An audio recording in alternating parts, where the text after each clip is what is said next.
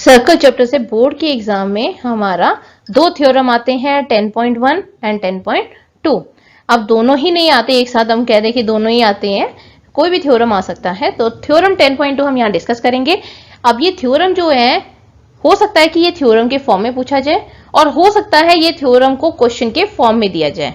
तो समझ जाओगे तो चाहे क्वेश्चन आए चाहे थ्योरम आए, आप दोनों ही कर पाओगे।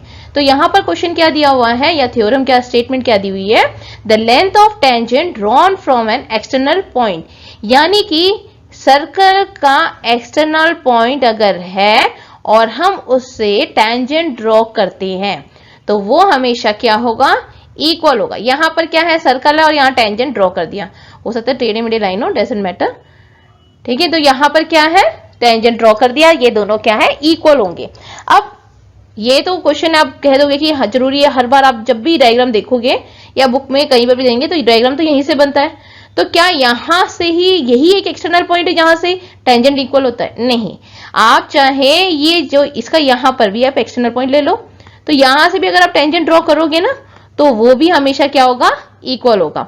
अगर मैंने कोई और पॉइंट ले लिया, यहां पर एक पॉइंट ले लिया और यहां से टेंजेंट ड्रॉ करा तो वो भी क्या होगा, इक्वल होगा। मींस एक्सटर्नल पॉइंट का मतलब हो गया कहीं पर भी कोई भी पॉइंट होगा और हम वहां से टेंजेंट ड्रॉ करेंगे तो वो क्या होगा, हमेशा इक्वल होगा। तो ये आपको अपने माइंड में रखना है। तो स्टेटमेंट लिख देंगे विद डायग्राम ड्रॉ करेंगे। एक्सटर्नल पॉइंट P, टेंजेंट हमने ड्रॉ करा P Q and P R, Q is a point of contact and R is also the point of contact. Given और डायग्राम ड्रॉ करोगे, साथ में to prove लिख दोगे तो एक मार्क तो पक्का हो गया आपका। तो आपने क्या लिखना है, given O as a centre of circle, P an external point, Q and R are the point of contact, PQ और PR जो है वो टेंजेंट है। अब क्या प्रूव करना है, PQ is equal to PR, यानी ये हमें इक्वल प्रूव करना है। तो उसे हमें प्रूव करने के लिए क्या करना पड़ेगा, कंस्ट्रक्शन करना पड़ेगा।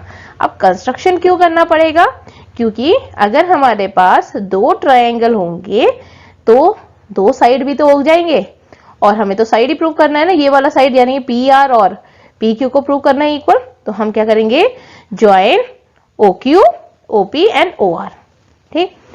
अब क्या करेंगे, इसमें दो ट्रायंगल हम लेंगे। कौन कौन सा ट्रायंगल है, एक ये वाला जो ट्रायंगल आपको दिख रहा है ये एक ट्रायंगल, और दूसरा जो ट्रायंगल है वो है ये वाला, यानी पी क्यू ओ और पी ओ आर, ये दो ट्रायंगल हमने ले लिया। In triangle P O R and P Q, P O Q and P O R.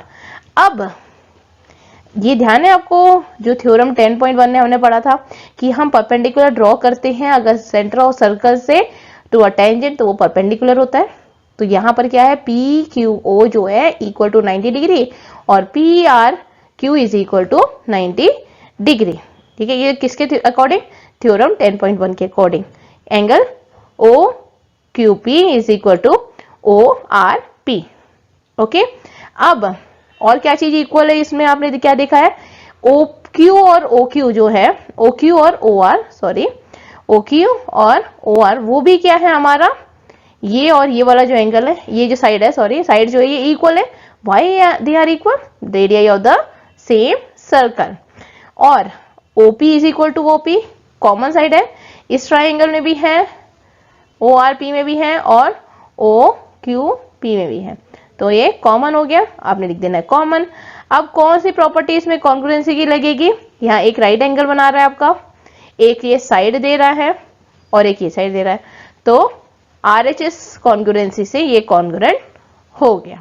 अब ये कॉन्ग्रुएंट हुआ तो PR is equal to PQ, CP CT corresponding part of a congruent triangle, hence prove.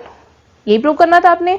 तो I hope आपको समझ आया, कोई problem नहीं, बहुत आसान थ्योरम है, बहुत आराम से हो जाता है। तो आई होप आपको समझ आया।